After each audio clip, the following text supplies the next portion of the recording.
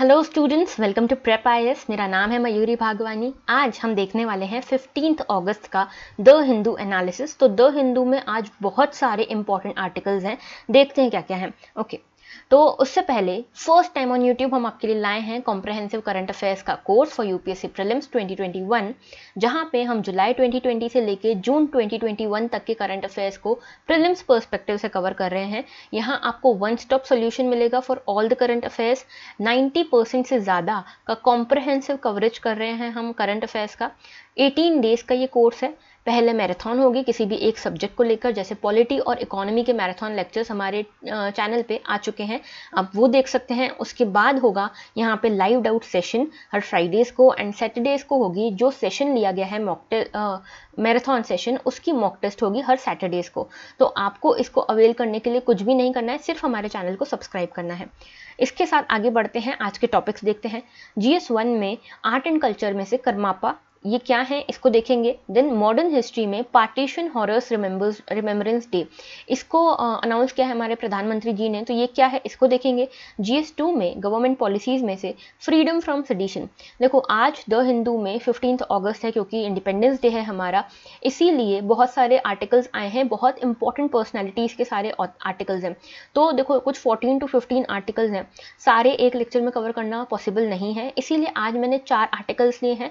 हम 1-2 दिन में सारे आर्टिकल्स कवर कर लेंगे, ठीक है। इसमें से कुछ 10-12 आर्टिकल्स हमारे लिए इंपॉर्टेंट है, तो हम इनको कवर कर लेंगे। ओके, देन गवर्नमेंट पॉलिसीज में से एक तो फ्रीडम फ्रॉम सेडिशन है। इसके बाद एजुकेशन में से still short of schooling at 74। तो स्कूलिंग हमारे यहाँ अभी भी कम पड़ रही है, 74 ईयर्स की हमारी इंडिपेंडेंस हो गई उसके बाद भी, इसको देखेंगे। सोशल जस्टिस में एक टॉपिक है मैरिटल रेप, इसको देखेंगे होलिस्टिकली। पॉलिटी एंड गवर्नेंस, देखो ये एग्जैक्टली जो 2 टॉपिक्स है ना, ये आप ऐसे में बहुत ज़्यादा अच्छे से यूज़ कर सकते हो, बहुत ज़्यादा फॉर्डर मटेरियल इसमें, ठीक है। और इसके अलावा हमारे 2 बहुत इंपॉर्टेंट पॉलिटिकल पर्सनैलिटीज़ ने ये लिखा है। एक है हमारे वेंकैया नायडू जी जो हमारे वाइस प्रेसिडेंट हैं, और एक है शशि थरूर जी, ठीक है। तो इन्होंने लिखा है, और ये सिर्फ पॉलिटी एंड गवर्नेंस तक सीमित नहीं है। मुझे समझ नहीं आ रहा था कि मैं इसको किस में रखूँ, क्योंकि इसमें हर ही सब्जेक्ट का कुछ कुछ मैंशन है। कोई मॉडर्न हिस्ट्री से रिलेटेड है, कोई पॉलिटी से, कोई गवर्नेंस से, तो सब में कुल मिला के सब कुछ है इसमें, ठीक है। तो आप इसको ओवरऑल सभी में यूज़ कर सकते हो। एन इवॉल्विंग जर्नी, तो इंडिया किस तरह से इवॉल्व हुआ है इसके बारे में बताया गया इस आर्टिकल में। And then a struggle between 2 ideas of India, तो 2 आइडियाज हैं इंडिया के, वो दोनों आइडियाज क्या हैं और दोनों के बीच में क्या टसल चलती रहती है, इसके बारे में इस आर्टिकल में बताया गया है। GS3 में एंड GS4 में there is nothing for today. आगे बढ़ते हैं with today's pinch of positivity. So see, today is 15 August, so happy independence day to all of you. आज के पिंच ऑफ पॉजिटिविटी में मैंने ऐसा कुछ कोट रखा है जो आप अपने मेंस के आंसर्स में, एसेज में कोट कर सकते हो। थोड़ा सा लंबा है लेकिन काम आएगा। Freedom is essential to the pursuit of happiness. Freedom is essential to the artistic evolution and expression. Freedom is essential to the expansion of human mind. Freedom is essential to the development and application of basic humanitarianism. Freedom is essential to the creation of an individual's will, motivation, preferences, and unique talents. In essence, freedom is essential to the success and progress of humanity. तो देखो freedom के बारे में, independence के बारे में अगर कोई भी ऐसे में टॉपिक आता है तो you can coat these lines, ठीक है, डायरेक्टली। और एंड में अगर आप कोट करो ना कोई ऐसी पोएट्री टाइप की या ऐसे कोटेशंस टाइप की लाइनें, तो बहुत ज़्यादा बेनिफिट करती हैं वो एसेज में, ठीक है। तो freedom is overall important for the success of humanity, कुल मिला के ये, ठीक है। अब शुरू करते हैं पहले आर्टिकल के साथ। India working for return of Karmapa. तो ये करमापा कौन है, ठीक है, ये कौन है, ये है 17th करमापा, जिनका नाम है उग्येन त्रिनली दोरजे, ठीक है। तो please pardon me if I am pronouncing it wrong. तो करमापा हैं उग्येन त्रिनली दोरजे। ये कौन है, ये एक तिब्बतन बुद्धिस्ट स्कूल है, उसके लीडर हैं, 17th लीडर हैं। इस 17 जो लीडर होते हैं ना इस स्कूल के, मैं बताती हूँ स्कूल का नाम भी आपको, इसको कहते हैं करमापा, ठीक है। तो ये तिब्बत के एक बुद्धिस्ट स्कूल के लीडर हैं, 17th लीडर हैं, 17th करमापा हैं उग्येन त्रिनली दोरजे, और इंडिया इनके रिटर्न के लिए काम कर रहा है। तो सबसे पहले देखते हैं कि ये हैं कौन। तो करमापा कौन होते हैं, कर्मा का ग्यू ब्रांच ऑफ बुद्धिज्म। तो देखो तिब्बत के 4 स्कूल्स हैं, ठीक है, बुद्धिस्ट 4 स्कूल्स हैं तिब्बत के, और इसमें से एक है कर्मा काग्यू, ठीक है। ये स्कूल जो है इसके लीडर को हम करमापा कहते हैं। इसमें जो 17th लीडर हैं, जिनकी यहाँ पे आप पिक्चर देख सकते हो, ये तिब्बत से भाग के, क्योंकि चाइना बहुत ज़्यादा अप्रेस करना चाह रहा था बुद्धिज़्म को, तो ये तिब्बत से भाग के यहाँ पे आए थे, ठीक है, इंडिया में आए, और इंडिया में ये एक तिब्बतन रेफ्यूजी बने। इंडिया ने इनको एक येलो कार्ड दिया, जिससे ये रेसिडेंशियल इनको राइट्स मिल गए यहाँ पे। लेकिन इनकी शिकायतें ये थी कि मुझे मूवमेंट का यहाँ पे काफ़ी ज़्यादा रिस्ट्रिक्शन है, मुझे मूव नहीं करने दिया जाता है इंडिया के अंदर। 2017 में ये अचानक गायब हो गए इंडिया में से, ठीक है, और ये चले गए। उसके बाद पता चला कि ये यूएस में रह रहे हैं, ठीक है, और वहाँ पे इन्होंने डोमिनिका की सिटीजनशिप ले ली है। अब यहाँ पे कोशिश चल रही है कि इनको वापस लाया जाए। तो सबसे पहले देखते हैं ये कर्मा काग्यू लीनिएज है क्या, ठीक है। तो जैसा कि मैंने आपको बताया, 4 मेन स्कूल्स हैं तिब्बतन बुद्धिज्म के। तो अगर आपसे क्वेश्चन पूछते हैं प्रीलिम्स में कि व्हाट इज कर्मा काग्यू, तो आपको बताना रहेगा कि it is a school of Tibetan Buddhism, ठीक है। ये आता है क्वेश्चन, बहुत बार आया है कि this sect is related to Jainism, Buddhism, Hinduism, Shaivism etcetera. तो ये आपको पता होना चाहिए, इसका सीधा क्वेश्चन बन सकता है, ठीक है। अब इस लीनिएज में क्या माना जाता है, डायरेक्ट ओरल ट्रांसमिशन से यहाँ पे अपनी शिक्षा दी जाती है, शिक्षा और दीक्षा दी जाती है अपने आने वाले जो भी सक्सेसर्स हैं उनको, ठीक है। तो जैसे इंडिया में गुरु शिष्य परंपरा थी, उसमें क्या होता था, गुरु ओरली अपनी सारी शिक्षा देते थे अपने स्टूडेंट्स को। वैसे ही यहाँ पे ओरल ट्रांसमिशन होता है, डायरेक्ट ओरल ट्रांसमिशन होता है, और यहाँ पे मेडिटेशन पे बहुत ज़्यादा फोकस किया जाता है। Realisation of direct experiences of mind gained through the guidance of teacher. तो टीचर की बहुत ज़्यादा इंपॉर्टेंस है, और टीचर की मदद से आप कैसे कैसे एक्सपीरियंसेस करते हो, उससे आप किस तरह से एनलाइटेंड होते हो, उसका बहुत ज़्यादा महत्व है। इसलिए करमापा यहाँ पे बहुत इंपॉर्टेंट पर्सनैलिटी हो जाते हैं, ठीक है। अब 1000 ईयर्स से बुद्धिस्ट मास्टर्स जो हैं, इनको महासिद्धार्थ भी कहते हैं, बुद्धिस्ट मास्टर्स को महासिद्धार्थ भी कहते हैं। ये कई तरह के बुद्धिस्ट मास्टर्स होते हैं, जैसे एक जो लीनिएज है उनके लीडर को करमापा कहते हैं। वैसे ही दूसरे भी और बुद्धिस्ट मास्टर्स हैं, जैसे नरोपा, मैत्रीपा, ये इंडिया में रहे हैं, ठीक है। फिर कुछ तिब्बतन योगीज हैं, जैसे योगी मारपा, फिर मिलारेपा। ये सब जो है, ये इन्होंने ही लीनिएजेस को शेप दिया है, अलग अलग लीनिएजेस जो हैं बुद्धिस्ट के, इन्होंने दिया है, ठीक है।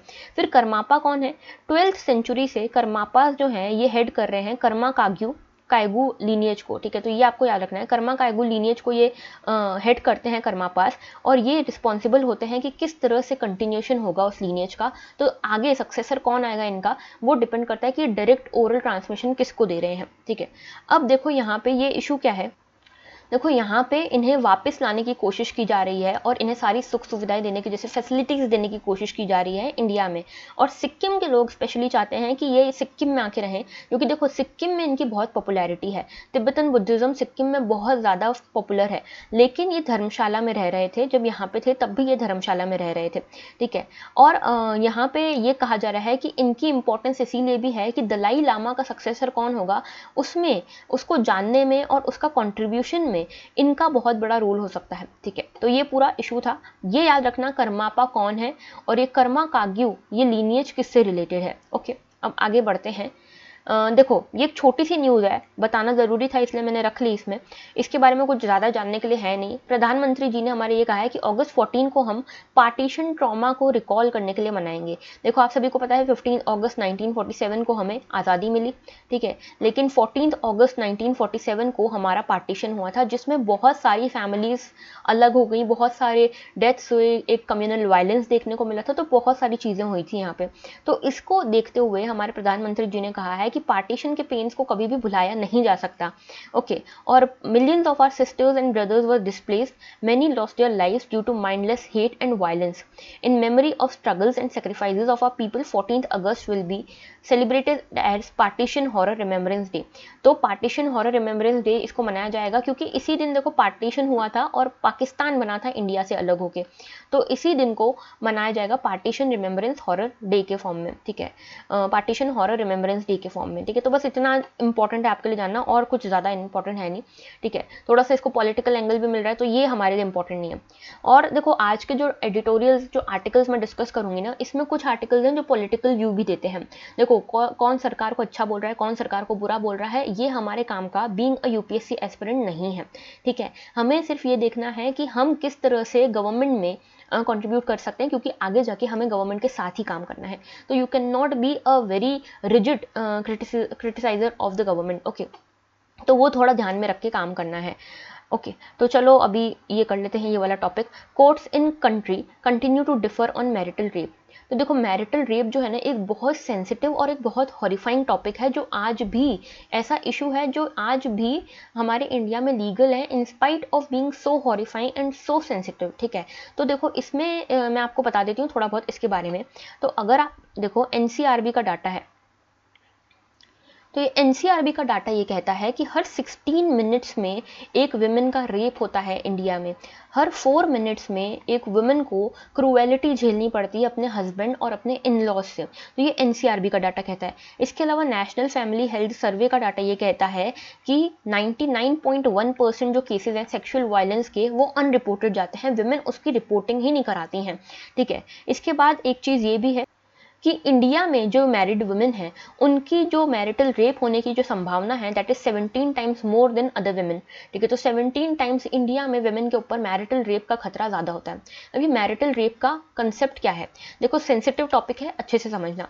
ओके, तो मैरिटल रेप क्या है कि जब आप अपनी स्पाउस के कंसेंट के बिना उसके साथ सेक्सुअल एक्टिविटीज़ में इंडल्ज होते हैं तो that is known as marital rape. Okay, तो ये मैरिटल रेप का कंसेप्ट जो है ये इक्वली हॉरिफाइंग है, इक्वली सेंसिटिव है, इक्वली इमोरल है then other kind of rapes. But India में इसके लिए कोई प्रोविजन नहीं है, इसको लीगल माना जाता है। ठीक है, जैसे सेक्शन 375 जो है ये बात करता है रेप के प्रोविजंस की, लेकिन इसमें ये एक्सेप्शन है कि अगर कोई मैन अपनी वाइफ के साथ सेक्सुअल एक्टिविटीज में इंडल्ज होता है ईदर विथ हर कंसेंट और without her consent that won't be considered as a rape. ठीक है, तो ये एक बहुत बड़ा इशू है। इसको आप अपने एथिक्स में भी यूज कर सकते हो जब क्वेश्चन आता है ना immoral but unethical but legal, unethical but legal के अगर आपको एग्जाम्पल देने हो, अनएथिकल बट लीगल या फिर इमोरल बट लीगल के एग्जाम्पल आपको देने हो, ऐसे कौन से इश्यूज हैं जो अनएथिकल हैं लेकिन लीगल हैं और जो इमोरल हैं लेकिन लीगल हैं, तो उसमें marital rape can be a part of it. Okay, अब देखो इसमें मैं बताती हूँ एक यूएन की कमिटी है। ठीक है, UN committee on elimination of discrimination against women, इन्होंने ये कहा था कि इंडिया को क्रिमिनलाइज करना चाहिए मैरिटल रेप्स को। इसके अलावा एक कमेटी बनाई गई थी निर्भया जो इशू हुआ था, उसके बाद JS Verma, justice JS Verma committee बनाई गई थी और इन्होंने भी रिकमेंडेशन दी कि मैरिटल रेप्स को हमें क्रिमिनलाइज करने की ज़रूरत है। देखो इसमें ये कहा गया था कि a rapist remains a rapist and marriage with the victim does not convert him into a non rapist. तो marriage can not be a justifying thing. ठीक है, कि अगर कोई रेपिस्ट है तो वो रेपिस्ट है, सिर्फ मैरिज हो जाने से वो नॉन रेपिस्ट या अन रेपिस्ट नहीं बन जाता। ठीक है, अब इसमें देखो अलग अलग कोर्ट्स की अलग अलग चीज़ें हैं। जैसे केरला हाई कोर्ट ने मैरिटल रेप को डाइवोर्स का ग्राउंड माना था। ठीक है, तो उन्होंने कहा था this is wrong and it can be a ground for divorce. ठीक है, जबकि महाराष्ट्र के हाई कोर्ट ने ये माना कि नहीं, it is not illegal and it is okay to husband. ठीक है, husband to force a woman, husband to force his wife for this thing. ठीक है, फॉर सेक्सुअल एक्टिविटीज, तो ये नॉर्मल चीज़ है, इट इज़ नॉट इलीगल। तो ये कहा महाराष्ट्र हाई कोर्ट ने। उसके बाद एक केस आया था independent thought versus union of India. इसने ये कहा, इस केस में ये कहा गया था, जो सुप्रीम कोर्ट है उसने ये कहा कि अगर कोई पर्सन अपनी वाइफ के साथ सेक्सुअल एक्टिविटीज़ में इंडल्ज होता है तो that can not be a rape. ठीक है, और ये सेक्शन 375 के एक्सेप्शन की मैं बात करी थी ना, it is for 15 years and above girls. ठीक है, तो 15 ईयर से अबव अगर किसी की वाइफ है तो वहाँ पे ये चीज़ मतलब ये चीज़ इलीगल नहीं है। ठीक है, अब इसमें देखो ये चीज़ भी है, ये कॉन्ट्राडिक्शन भी है यहाँ पे कि देखो सेक्शन 375 बोलता है कि 15 ईयर्स से बड़ी अगर कोई लड़की है जो किसी पर्सन की वाइफ है तो उसके साथ सेक्सुअल एक्टिविटीज़ में इंडल्ज होना इज़ नॉट रॉन्ग। ठीक है, ईदर विथ हर कंसेंट और विदाउट हर कंसेंट। लेकिन एक लॉ हमारे यहाँ ये भी बोलता है कि 18 ईयर्स से कम एज की किसी लड़की के साथ अगर आप सेक्सुअल एक्टिविटीज़ में इंडल्ज होते हैं तो that is a criminal act. तो यहाँ पे दोनों चीज़ें एक दूसरे को कॉन्ट्राडिक्ट भी कर रही हैं। इसके बाद देखो इस चीज़ में ये भी कहा गया था कि गुजरात हाई कोर्ट ने ये कहा कि किसी भी आप कैसे डिफरेंशिएट कर रहे हो एक अनमैरिड वुमेन और एक मैरिड वुमेन की डिग्निटी के बीच में। अगर वो अनमैरिड वुमेन के साथ हो तो इट इज़ इलीगल, लेकिन अगर वो मैरिड वुमेन के साथ हो तो इट इज़ लीगल। तो ये तो गलत चीज़ है। ठीक है, और does not give married and unmarried women equal protection, creates conditions that lead to marital rape. तो ये चीज़ कही गई है कि डिफरेंशिएट क्यों करना। ठीक है, उसके बाद ये राइट टू बॉडीली इंटीग्रिटी के अगेंस्ट है विमेन की, ये प्राइवेसी ऑफ वुमेन के अगेंस्ट है, ठीक है। इसके बाद state of Maharashtra versus Madhukar Narayan Mardikar, इसमें भी ये कहा गया था कि no one has the right to violate the person of animal, कि किसी की भी बॉडीली इंटीग्रिटी को आप वायलेट नहीं कर सकते इन एनी केस, ठीक है। उसके बाद यहाँ पे जस्टिस JS वर्मा की तो कमेटी थी ही सही जिसने ये कहा। एक गुरमीत सिंह केस आया था, उसमें भी ये कहा गया था कि जो रेप सर्वाइवर होते हैं उनका ट्रॉमा बहुत बड़ा होता है, इधर द पर्सन इज मैरिड और अनमैरिड, ठीक है। तो यहाँ पे बहुत सारी चीज़ें हैं। अब देखो इसके अलावा कई सारी चीज़ें हैं जो क्रिमिनलाइज करने की तरफ इंडिया जो है, इन्होंने अभी तक क्रिमिनलाइज नहीं किया है मैरिटल रेप को, लेकिन कई सारे ऐसे पॉइंट्स हैं जो इंडिया को देखने चाहिए to criminalise this marital rape, जैसे कि इंटरनेशनल प्रैक्टिस। तो देखो इसमें ये पता चलता है इंटरनेशनल प्रैक्टिस में कि 100 से ज़्यादा कंट्रीज़ हैं जिन्होंने इस मैरिटल रेप को क्रिमिनलाइज किया हुआ है। उसके बाद UN का कन्वेंशन भी ये कहता है, तो हम UN के कन्वेंशन के अगेंस्ट जा रहे हैं अगर हम नहीं कर रहे हैं तो, ठीक है। फिर right to privacy, right to life, right to bodily integrity के अगेंस्ट जा रहे हैं हम वुमेन की। फिर यहाँ पे कोई इंटेलिजेंट डिफरेंशिया नहीं है, ठीक है। मतलब कि आप किस बेसिस पे ये कर रहे हो, मतलब आप एक मैरिड वुमेन को अलग राइट्स दे रहे हो, एक अनमैरिड वुमेन को अलग राइट्स दे रहे हो, एक 15 साल से कम लड़की की को अलग राइट्स दे रहे हो, और 15 साल से ज़्यादा अगर उसकी उम्र है तो उसको अलग राइट्स दे रहे हो। तो ये इंटेलिजेंट डिफरेंशिया नहीं है, ठीक है।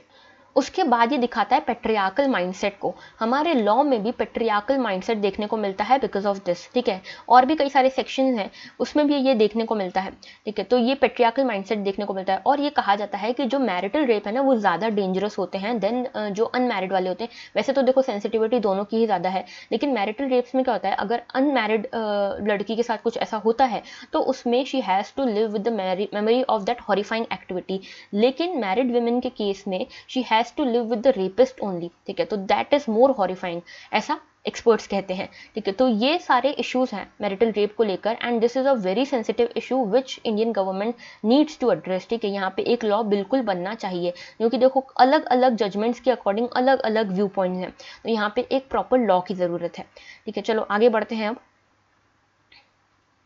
N evolving journey defined by hope and optimism. तो देखो ये एडिटोरियल एक आर्टिकल आप कह सकते हो, हमारे वाइस प्रेसिडेंट जी ने लिखा है, वेंकैया नायडू जी ने। इसमें इन्होंने इंडिया किस तरह से इवॉल्व हो रहा है उसके बारे में बात की है, तो मैं यहाँ पे आपको बताती हूँ।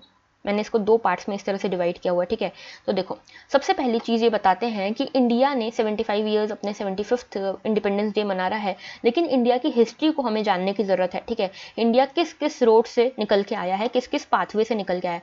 तो आपको पता होगा प्रीएम्बल, प्रीएम्बल क्या बोलता है, we the people of India, ठीक है। तो we the people of India से स्टार्ट करते हैं ये कि हमारा जो अथॉरिटी है, हमारे जो कॉन्स्टिट्यूशन आता है, हमारे जो नेशन की आइडेंटिटी आती है, that is we the people of India, यानी कि सिटीजन्स ऑफ इंडिया, ठीक है। तो जो सिटीजन हैं वही सोर्स ऑफ अथॉरिटी हैं, और उन्हीं को सेंटर में रख के नेशनल डेवलपमेंट किया जाता है इंडिया में, ये कहते हैं।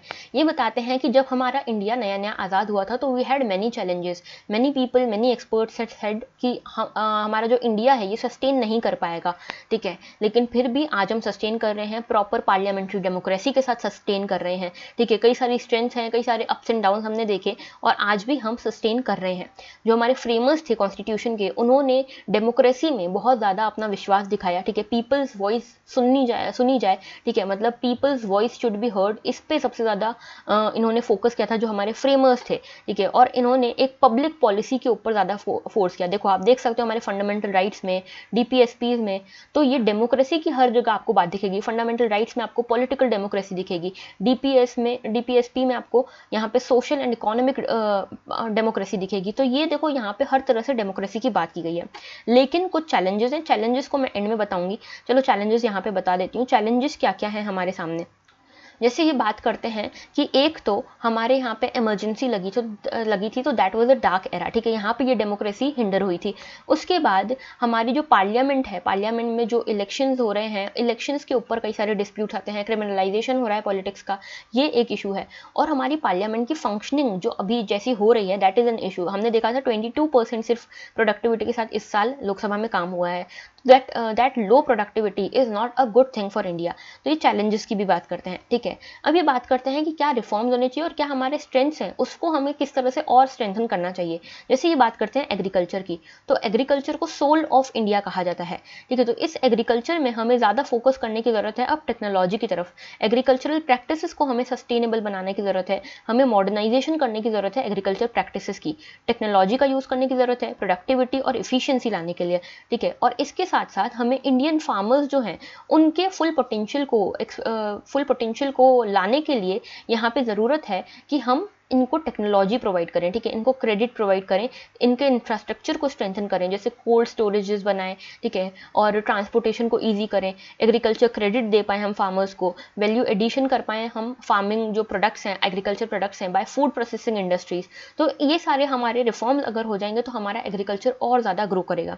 देन यहाँ पे बात होती है कि हमारा जो सैटेलाइट्स वगैरह हम लॉन्च करते हैं इंडिया के साथ साथ फॉरेन की भी, तो हमारा स्पेस और डिफेंस सेक्टर भी स्ट्रांग है, लेकिन इसमें भी हमें सेल्फ रिलायंट होने की ज़रूरत है, आत्मनिर्भर होने की ज़रूरत है, ठीक है। Then make in India drive चल रही है हमारी, हम इंडिया को एक मैन्युफैक्चरिंग हब बनाना चाहते हैं, ठीक है। तो इसके लिए हमें हाई टेक मैन्युफैक्चरिंग करनी है with world leaders, with the presence of world leaders, okay. इसके बाद यहाँ पे एक बात ये की गई है कि फॉरेन डायरेक्ट इन्वेस्टमेंट हमारे यहाँ काफ़ी अच्छी है, ठीक है, लगभग 81.72 बिलियन डॉलर्स की हमारे यहाँ इस साल फाइनेंशियल ईयर 2020-21 में, इस साल फाइनेंशियल ईयर 2021 में हमारे यहाँ फॉरेन डायरेक्ट इन्वेस्टमेंट आई, तो that is a very good thing, okay. और ये दिखाता है कि हम अच्छा काम कर रहे हैं, ओके। और इस मनी को हम कोशिश कर रहे हैं वोकल फॉर लोकल में यूज़ करने के लिए, ठीक है। तो वोकल फॉर लोकल का नारा इसमें दिया गया है और किस तरह से हम अपने कंट्री को मैन्युफैक्चरिंग हब बना सकते हैं उसके लिए हम कोशिशें करते जा रहे हैं, ठीक है।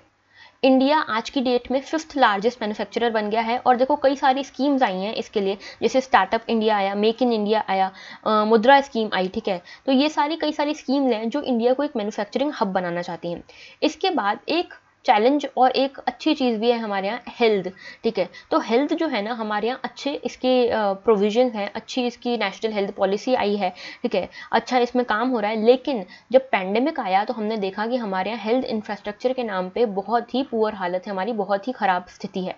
तो इसको एक हमारे लिए ये एक अलग चैलेंज है। देन आगे बात करें तो देखो हमारे यहाँ पे बहुत अच्छा स्टाफ है, ठीक है, नर्सेज, पैरामेडिकल स्टाफ, जो आशा वर्कर्स हैं, ये हमारे यहाँ बहुत ही अच्छे हैं। लेकिन फिर भी हमारी जो इंफ्रास्ट्रक्चर है उसको हमको डेवलप करने की ज़रूरत है। अब इसमें भी हमने आत्मनिर्भर बनने की कोशिश की, जैसे पीपीई किट्स को, वैक्सीन्स को और सैनिटाइजर्स, फेस मास्क, इनको हम खुद ही अपने यहाँ ही डेवलप कर रहे हैं। तो हमारी अगर हम अपनी स्ट्रेंथ देखें तो हमारी स्ट्रेंथ क्या है? रिजीलियंस, रिजॉल्व एंड रिसर्च। तो ये टीम इंडिया की जो हमारी टीम है एक इंडिया की, इसकी सबसे बड़ी स्ट्रेंथ ये है, इसी के थ्रू हम इतना आगे बढ़ रहे हैं। रिजीलियंस, रिजॉल्व एंड रिसर्च, इसको आप यूज़ कर सकते हो अपने मेंस के आंसर्स में 3R के नाम से, ठीक है। अब देखो जैसे जैसे पेंडेमिक ऊपर बढ़ा वैसे वैसे हमको समझ आया कि हमारा हेल्थ केयर जो सिस्टम है वो उतना स्ट्रांग नहीं है, तो हमें इसको इंफ्रास्ट्रक्चर को डेवलप करने के लिए यहाँ पे काम करना पड़ेगा। कनेक्टिविटी के लिए हमने प्रधानमंत्री ग्राम सड़क योजना लाए, लेकिन इसमें भी अभी हमारा बहुत सारी चीज़ें बची है, ठीक है, जैसे मनरेगा है, ठीक है। इसमें हम रूरल डेवलपमेंट करना चाह रहे हैं लेकिन अभी भी बहुत कुछ करने को बचा है। विमेन एम्पावरमेंट की कोशिशें कर रहे हैं, जेंडर इक्वालिटी की कोशिशें कर रहे हैं, ठीक है। और अभी हम मैटरनल और चाइल्ड वेलफेयर के ऊपर सबसे ज़्यादा ध्यान दे रहे हैं, that is one of our strengths, ठीक है। उसके बाद new education, national education policy आई है हमारी 2020 की। इसमें हमने देखा कि हम ज़्यादा एस्पिरेशनल और ज़्यादा डेवलप्ड बनने की कोशिश कर रहे हैं। जैसे हमारा देश जो है ना वो यंगेस्ट नेशन है, हमारे यहाँ पे लगभग 62% population is of working age, तो हमारे पास डेमोग्राफिक डिविडेंड बहुत अच्छा है और इसीलिए क्वालिटी स्कूल एजुकेशन देने की कोशिश कर रहे हैं विथ नेशनल एजुकेशन पॉलिसी, ठीक है।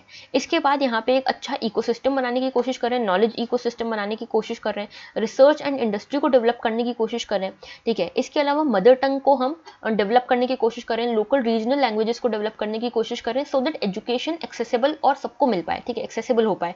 इसमें ये 14 इंजीनियरिंग कॉलेजेस की बात करते हैं जिसमें रीजनल लैंग्वेजेस में उन्होंने बीटेक की डिग्रीज को स्टार्ट किया है, ठीक है। इसके बाद ये बताते हैं कि गवर्नेंस में भी हम काफ़ी दूर तक आए हैं, लेकिन आज भी हमें साइबर सिक्योरिटी और जो इंटरनेट एक्सेस को लेकर यहाँ पे इश्यूज हैं उसको देखने की, उसको एड्रेस करने की ज़रूरत है। फिर ऑनलाइन एजुकेशन की बात करते हैं तो उसमें बात करते हैं कि ऑनलाइन एजुकेशन आजकल चल रहा है, लेकिन यहाँ पे एक डिजिटल डिवाइड देखने को मिलता है हमारे यहाँ पे, which is not a very good thing. इतने सालों के बाद भी अगर हमारे यहाँ पे रूरल और अर्बन के बीच में इतनी गैप्स हैं तो that is not a good thing, इस पर हमें काम करने की ज़रूरत है। उसके बाद ये स्पोर्ट्स की बात करते हैं कि हमारे टोक्यो ओलंपिक्स में इस बार 7 मेडल्स आए हैं, ठीक है, which is highest tally till now. तो ये एक बहुत अच्छी चीज़ है कि हम स्पोर्ट्स में भी आगे बढ़ रहे हैं। तो कुल मिला के हम सेलिब्रेशन के साथ रीडेडिकेशन के साथ हमको वापस आना चाहिए। सेलिब्रेशन करिए लेकिन रीडेडिकेशन के साथ वापस आइए, क्योंकि जो हमारी लैकिंग है ना अभी भी, जो हमें रिफॉर्म्स करने हैं वो हमको करके जब तक हम 100th हमारा सेंचुरी मनाएं, ठीक है, 100 ईयर्स मनाएं इंडिपेंडेंस की, तब तक ये सारे रिफॉर्म्स आ जाए, हमें ये कोशिश करनी चाहिए, ठीक है, और इंक्लूसिव ग्रोथ की कोशिश करनी चाहिए। Overall this was the whole article which is important. ये आपको फॉर्डर पॉइंट्स देगा मेंस के लिए, ठीक है, कोई एक इशू कवर नहीं हो रहा है, मेंस के लिए बहुत सारे फॉर्डर पॉइंट्स आपको यहाँ पे मिलेंगे। ओके, देन बात करते हैं नेक्स्ट आर्टिकल की, अ struggle between two ideas of India. तो दो आइडियाज ऑफ इंडिया के बीच में बात करते हैं यहाँ पे, ठीक है। तो 15 अगस्त 1947 को हमारी इंडिपेंडेंस की नाइट थी, ठीक है, और इस दिन हमारे जो प्राइम मिनिस्टर थे जवाहरलाल नेहरू जी, इन्होंने एक ट्राइस्ट विथ डेस्टिनी इस तरह की एक स्पीच दी थी। ये जो था ना, ये एक एरा को डिफरेंशिएट करने वाली स्पीच थी। एक इस स्पीच के पहले एक अलग एरा था और इस स्पीच के बाद एक अलग एरा था। तो दो अलग अलग टाइम ड्यूरेशंस को ये स्पीच बताती है। यहाँ पे एक सोल ऑफ नेशन का जन्म हुआ, ठीक है, एक सोल जन्मी नेशन की हमारे, ओके, और यहाँ पे एक नई नेशनल आइडेंटिटी क्रिएट हुई, ये आपको पता होना चाहिए, ठीक है। देन ये बात करते हैं कि विंस्टन चर्चिल, बहुत सारे एक्सपर्ट्स थे, बहुत सारे ऐसे लोग थे जिन्होंने कहा इंडिया सस्टेन नहीं कर पाएगा। जैसे विंस्टन चर्चिल ने ये कहा कि इंडिया जो है सिर्फ एक जोग्राफिकल एक्सप्रेशन है, इससे ज़्यादा वो कुछ नहीं है, सिर्फ एक सिंगल कंट्री ये कभी नहीं बन पाएगी, ठीक है, it is no more a single country then equator. तो एक सिर्फ एक जोग्राफिकल एक्सप्रेशन है, ये एक कंट्री, एक अच्छी कंट्री एक ऑर्गेनाइज्ड कंट्री कभी नहीं बन पाएगी, ये कहा चर्चिल ने।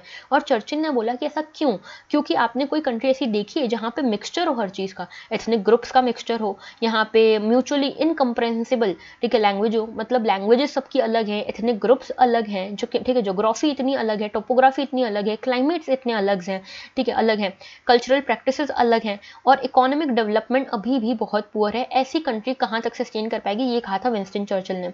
इसके बाद एक और एक्सपर्ट थे जिनका नाम है बेंजामिन डिसरेली, इन्होंने भी ये कहा था कि इंडिया एक नेशन नहीं है। क्यों? क्योंकि जो नेशन होता है उसमें एक कॉमन लैंग्वेज होती है, एक कॉमन रिलीजन होता है, कोई कॉमन ट्रेडिशन होता है, कोई कॉमन कल्चर, कोई हिस्टोरिकल एक्सपीरियंस, कोई कोहेसिव मेजॉरिटी होती है, या फिर एक डिफाइंड टेरिटरी होती है। चलो, इनके पास डिफाइंड टेरिटरी के अलावा क्या है? तो इंडिया में हर चीज़ डाइवर्स थी। तो यहाँ पे आती है इंडिया की डेफिनेशन कि हम इंडिया को कैसे डिफाइन करें, फिर इंडिया का एग्जैक्ट आइडिया क्या है यहाँ पे। तो इंडिया को डिफाइन करना इसीलिए यहाँ पे बहुत मुश्किल है, क्योंकि इंडिया में कई सारे स्नो पीक्स हैं, ठीक है, कई सारे अलग अलग जंगल्स हैं, तो देखो टोपोग्राफी अलग है, फिर मेजर 22 लैंग्वेजेस हैं हमारे कॉन्स्टिट्यूशन में, इसमें 22 लैंग्वेजेस में लगभग 20,000 से ज़्यादा डायलैक्ट्स हैं। तो इस तरह से इंडिया जो है एक बहुत ही यूनिक आइडेंटिटी के साथ बाहर निकला।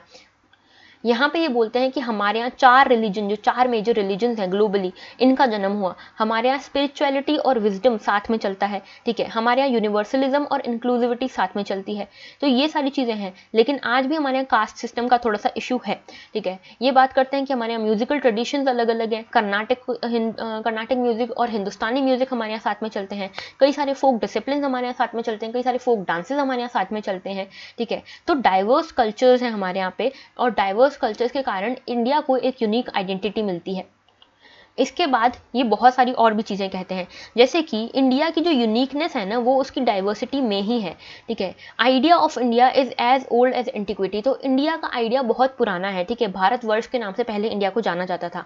आज की डेट में इंडिया एक मॉडर्न इंडिया के तौर पर जाना जाता है। तो मॉडर्न इंडिया क्या है? देखो, मॉडर्न इंडिया जो है ये ह्यूमन राइट्स की बात करता है, सिटीजनशिप की बात करता है, ड्यू प्रोसेस ऑफ लॉ की बात करता है, इक्वालिटी बिफोर लॉ की बात करता है। लेकिन ये सारे जो है ना, ये अभी अभी की इशूज़ हैं, ठीक है। तो ये मॉडर्न इंडिया ये है जो ड्यू प्रोसेस ऑफ लॉ की, ह्यूमन राइट्स की बात करे। और यहाँ पे एक लिंक भी आपको देखने को मिलेगी ओल्ड भारत और न्यू भारत में। जो ओल्ड वर्जन था या ओल्ड आइडिया था और एक मॉडर्न आइडिया जो है इंडिया का, इसमें आपको एक लिंक देखने को मिलेगी। ओल्ड जो आइडिया था इंडिया का, that was based upon spiritualism, mythology, ठीक है, इन सब पे थियोलॉजी पे बेस्ड था, माइथोलॉजी पे बेस्ड था, ठीक है।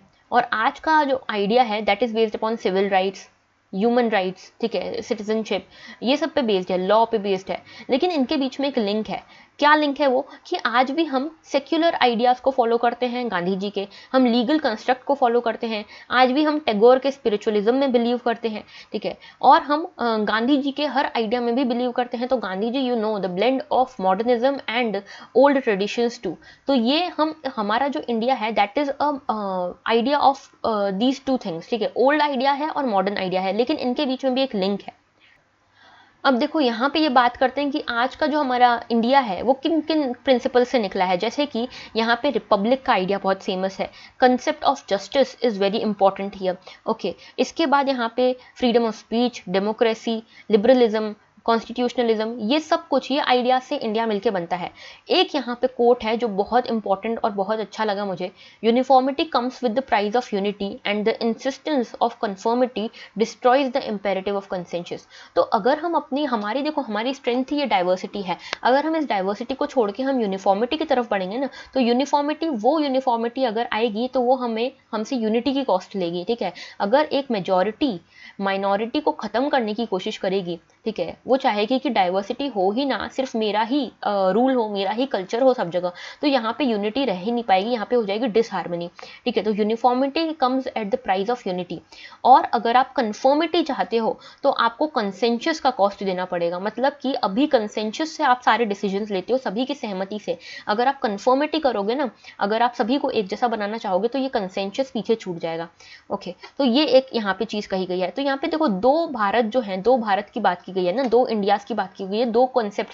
तो एक कॉन्सेप्ट तो हमने ये देखा ओल्ड एंड मॉडर्न का, एक और कॉन्सेप्ट की बात की गई यहाँ पे इंडिया के। एक इंडिया है जो इनटॉलरेंट सा है, ठीक है, जो सस्पिशन रखता है डाइवर्सिटी के ऊपर, जो यूनिफॉर्मिटी चाहता है, और एक इंडिया है जो डाइवर्सिटी के साथ ही रहना चाहता है, ठीक है, जो इंक्लूसिव है। तो ये हमारे ऊपर डिपेंड करता है कि हमें किसके साथ जाना है, हमें इंक्लूसिव वाले के साथ जाना है जो, या फिर जो सस्पिशियस है दूसरों के बारे में उसके साथ जाना है। And that will decide our future for the next 25 years. जब हम 100 ईयर्स मनाएंगे इंडिपेंडेंस के, तब हम किस स्थिति में होंगे वो डिसाइड करेगा कि हम कौन से आइडिया ऑफ इंडिया को चूज करते हैं।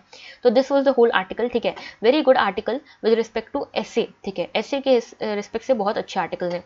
अब देखो ये जो है ना, ये है जीएस के हिसाब का आर्टिकल। आज का देखो थोड़ा सा लेक्चर बड़ा हो सकता है बिकॉज आर्टिकल्स इतने अच्छे हैं, तो क्या करें, still short of schooling at 74। तो ये जीन रीस का आर्टिकल है, बहुत इंपॉर्टेंट पर्सनैलिटी है, बहुत इंपॉर्टेंट इकोनॉमिस्ट एंड सोशोलॉजिस्ट हैं ये, ठीक है। तो जीन रीस ये कहते हैं कि हम हमेशा दो आइडियाज़ को लेकर चलते हैं डेवलपमेंट के, एक तो ग्रोथ और एक रीडिस्ट्रीब्यूशन। हम मानते हैं कि ये दो अलग अलग आइडियाज़ हैं और हम इनमें से सिर्फ किसी एक रास्ते को चुन सकते हैं। तो जॉन रीज यहाँ पे कहते हैं कि ऐसा नहीं है, एक तीसरा रास्ता भी होता है सिविल लिबर्टीज़ को इंपॉर्टेंस देने का, ठीक है, सिविल लिबर्टीज़ को। और एक चौथा रास्ता ये भी होता है कि आप इन सभी को साथ में लेके चलें, ग्रोथ को भी और रीडिस्ट्रीब्यूशन में को भी, ठीक है। तो यहाँ पे ये बताते हैं कि ये कौन सा रास्ता है, ये रास्ता है एजुकेशन का, ठीक है, कि अगर आप एजुकेशन देते हैं सभी को, ठीक है, अगर आप यूनिवर्सल एलिमेंट्री एजुकेशन अच्छी देते हैं, तो देखो आपकी एक तो ग्रोथ हो रही है क्योंकि आपकी डेमोग्राफी डेवलप हो रही है, और दूसरा आपका रीडिस्ट्रीब्यूशन कैसे हो रहा है कि अगर आप सभी को इक्वल एजुकेशन दोगे, यूनिवर्सल एजुकेशन दोगे, तो यहाँ पे इनइक्वालिटी खत्म होगी, और इनइक्वालिटीज को कम करने का काम ही तो रीडिस्ट्रीब्यूशन करता है। तो यहाँ पे ग्रोथ भी होगी और रीडिस्ट्रीब्यूशन भी होगा अगर आप यूनिवर्सल एलिमेंट्री एजुकेशन को अच्छा कर दो तो, ठीक है। और ये एक तरह की विन विन पॉलिसी हो जाएगी अगर आप इसको लाते हो तो, ओके। एक चीज़ यहाँ पे ये कही गई है कि जो हमारे फर्स्ट 5 ईयर प्लान्स होते थे, जो 5 ईयर प्लान्स हमारे इनिशियल होते थे, उसमें हम ह्यूमन कैपिटल को डेवलप करने की कोशिश करते ही नहीं थे। उसमें हमारा ज़्यादा ध्यान होता था फिजिकल इंफ्रास्ट्रक्चर पे देन ह्यूमन कैपिटल। जैसे फर्स्ट 5 ईयर प्लान में ये क्लियरली कहा गया था कि the tendency to open new primary schools should not be encourage. तो नए प्राइमरी स्कूल्स को ओपन करने की जो टेंडेंसी है उसको एनकरेज नहीं किया जाना चाहिए। Instead remodelling of existing primary schools on basic lines should be encourage. तो जो एग्जिस्टिंग स्कूल्स हैं आप उसी से बच्चों को पढ़ाइए, ये कहा गया था। तो फिजिकल इंफ्रास्ट्रक्चर पे तब भी हमारा जोर था, ह्यूमन कैपिटल पे हमारा जोर नहीं था, ठीक है। इनफैक्ट जब मिल्टन फ्रीडमैन यहाँ पे आए थे, जो फ्री मार्केट जो इकोनॉमिस्ट हैं बहुत बड़े, मिल्टन फ्रीडमैन, उन्होंने ये देखा कि इंडिया कितना निगलेक्ट कर रहा है अपने ह्यूमन कैपिटल को। इंडिया को तब पता ही नहीं था कि ह्यूमन कैपिटल की इंपॉर्टेंस क्या होती है, ठीक है। फिर हमारी जो एजुकेशन पॉलिसी है वो भी हमेशा से कास्ट सिस्टम से थोड़ी सी इन्फ्लुएंस रही है। जो अपर कास्ट है वो कभी नहीं चाहती थी कि लोअर कास्ट जो है, कास्ट सिस्टम के अकॉर्डिंग जो निचली कास्ट हैं उनको भी पढ़ने का मौका दिया जाए, वो कभी नहीं चाहती थी, क्योंकि उनका सोचना था कि अगर ये लोग भी पढ़ लेंगे तो हमारी सर्विसेज कौन करेगा, ठीक है। इसके बाद यहाँ पे बात की गई है कि हमारा लिटरेसी रेट जो है वो बढ़ा है, ठीक है। ये लिटरेसी रेट हमारा 9% था 1951 में, और अभी 2011 में लगभग 65% तक पहुंच गया है। तो देखा जाए तो हमने एक अच्छी ग्रोथ की है हिस्टोरिकली, ठीक है, हिस्टोरिकल पर्सपेक्टिव से देखा जाए तो हमने एक अच्छी ग्रोथ की है, लेकिन कंपैरेटिव पर्सपेक्टिव से देखा जाए तो इतनी अच्छी ग्रोथ नहीं है, क्योंकि जो हमारी आसपास वाली कंट्रीज हैं जो इकोनॉमिकली हमसे पीछे हैं, वो हमारे साथ ह्यूमन कैपिटल में अगर कंपीट करें तो हमसे आगे निकलेंगी। जैसे फीमेल लिटरेसी में भी हमने अच्छा काम किया है, लेकिन अगर हम सिर्फ साउथ एशिया से ही कंपेयर कर लें, हमारे आसपास बांग्लादेश नेपाल से ही कंपेयर कर लें, तो यहाँ पे और ज़्यादा लिटरेसी रेट है, और हम ईस्ट एशिया से तो कंपेयर ही नहीं कर रहे हैं अभी। तो इतना ज़्यादा डिफरेंस है हमारे और उनके बीच में। इसके बाद ये बात करते हैं एजुकेशनल इनइक्वालिटीज़ की। तो देखो एजुकेशनल इनइक्वालिटीज़ कैसे हैं हमारे यहाँ पे। एक तो हमको देखने को मिलता है बहुत ज़्यादा डिस्पैरिटी। अगर आप सिर्फ यूपी में देखोगे ना, तो आपको देखने को मिलेगा 0% लिटरेसी से लेके 100% लिटरेसी तक आप देखने को मिलेंगी, ठीक है। 0% अमंग दलित्स गर्ल्स, ठीक है। तो इस हिसाब से इतनी कम कम भी देखने को मिलती है, और 100% भी देखने को मिलती है जो रिचर क्लास है उनमें। तो एक तो इकोनॉमिक डिस्पैरिटी हो गई, ठीक है, और जो सोशल डिस्पैरिटी है वो भी है। इसके बाद इसमें आपको देखने को मिलेगा जो बाकी कंट्रीज़ हैं वहाँ पे most of the students study in the government schools, ठीक है। तो वहाँ पे इतना ज़्यादा डिस्पैरिटी नहीं होती। यहाँ पे जो प्राइवेट स्कूल्स में हमारा पार्टिसिपेशन है वो बाकी कंट्रीज से बहुत ज़्यादा है, ठीक है। जैसे कि कास्ट के बेसिस पे, क्लास के बेसिस पे, जेंडर के बेसिस पे हमारा जो स्कूल एजुकेशन है वो डिफर करता रहता है। तो जब एजुकेशन में इतनी इनइक्वालिटी होगी तो एजुकेशन का तो सेंस ही बदल गया ना। यहाँ पे रीडिस्ट्रीब्यूशन के लिए हम एजुकेट कर रहे थे अपने स्टूडेंट्स को, लेकिन यहाँ पे इनइक्वालिटी बढ़ती जा रही है, तो यहाँ पे एजुकेशन का जो मीनिंग था वो ही चेंज हो गया।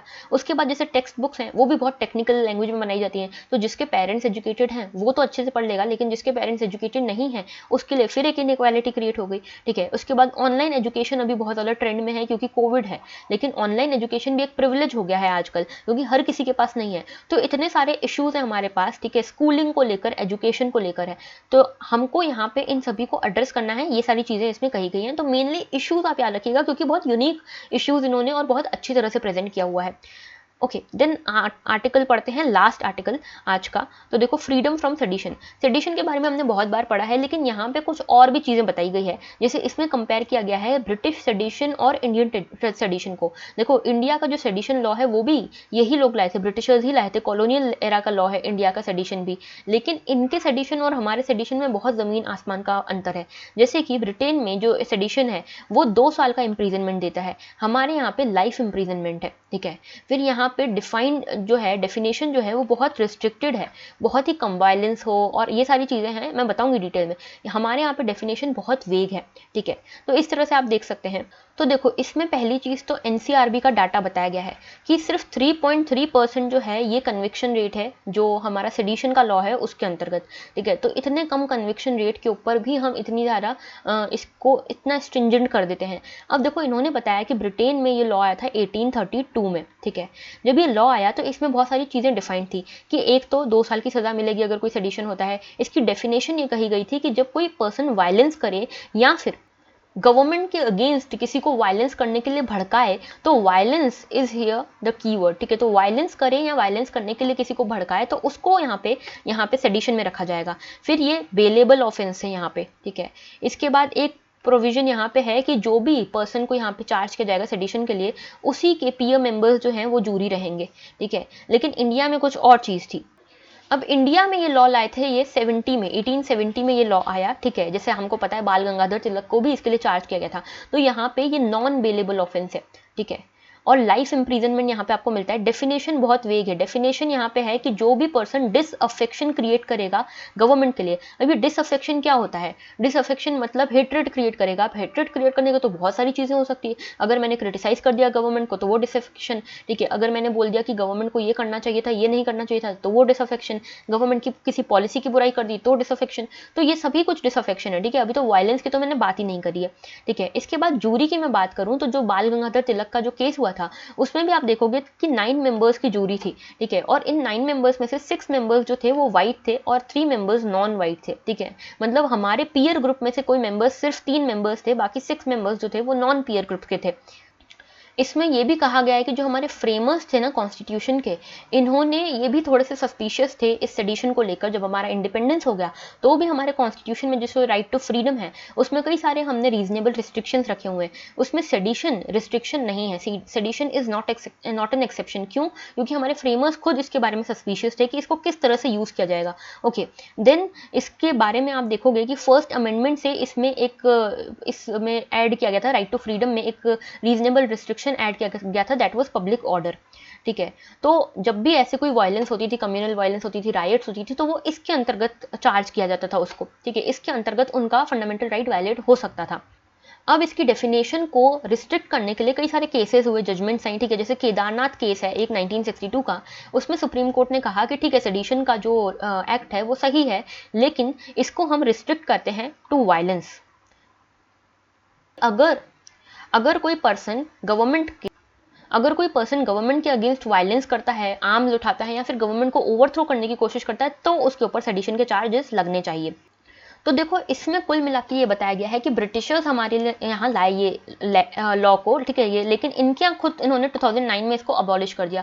हमारे यहाँ सेम का सेम लॉ आज तक भी चल रहा है, तो हमें इसको एड्रेस करने की जरूरत है। या तो हम इस लॉ को हटाएं या इसको रिव्यू करें, या फिर इसके इम्प्रिजनमेंट को कम करें, 2 साल का करें जैसे वहाँ पे था। देखिए, अच्छा, एक और इसमें इशू है, ये कॉग्निजेबल ऑफेंस माना जाता है, यानी कि पुलिस को वारंट लेने की जरूरत नहीं है आपको अरेस्ट करने के लिए सेडिशन के अंतर्गत। ठीक है, तो इसके कारण क्या होता है, एट्रोसिटीज भी बढ़ जाती है। तो कुल मिला के इस पूरे इशू को एड्रेस करने की जरूरत है हमको। तो ये था पूरा आर्टिकल। ठीक है, और आज के लिए इतना ही। जो बचे हुए आर्टिकल्स हैं वो हम 1-2 दिन में 3-3, 2-2 आर्टिकल्स लेके कंप्लीट कर लेंगे। So that was all for today. Thank you for watching.